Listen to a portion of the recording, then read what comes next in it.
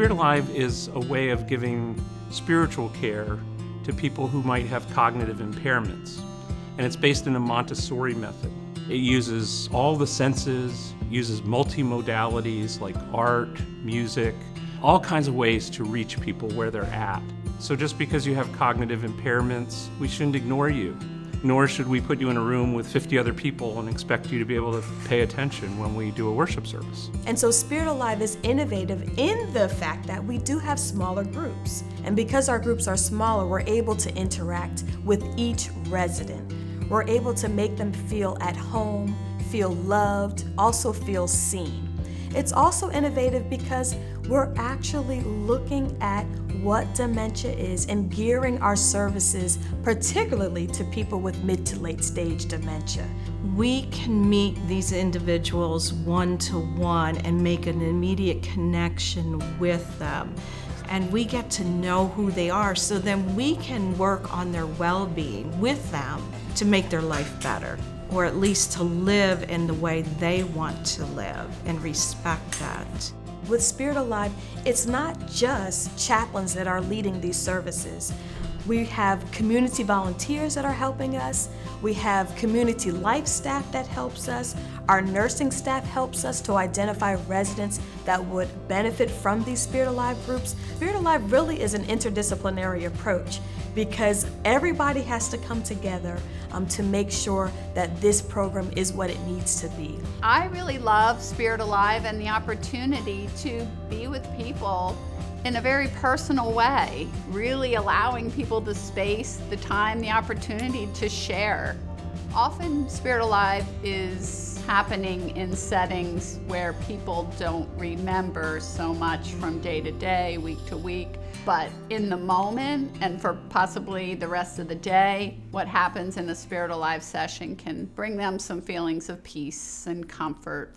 It's a multi-sensory experience. It's an experience that allows our residents to connect with God, connect with others, and also to connect with themselves.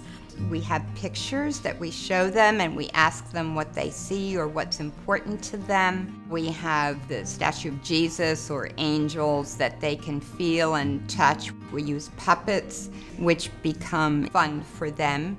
With Noah and the Ark, we actually pick up the animals and put them in the Ark. So every single person does get involved. We see people being calmer. We see them responding. We see them coming forth to those kind of visual presentations. And especially the music, too. You'll see people who may not be able to be very verbal, but when you get to the songs, they know every word and they sing it. It's just incredible to watch. I'm gonna let it shine, let it shine, let it shine, let it shine. So what we found is in mid to late stage dementia, when you begin to sing these songs of their youth, they remember those songs because there's an emotional connection that has been made maybe in childhood. It's like they're lodged in that treasure box in the mind and allows that resident to connect with their faith of their past and their faith of their present. I have witnessed women and men both sitting in a Spirit Alive session, not able to verbalize what they're thinking or feeling.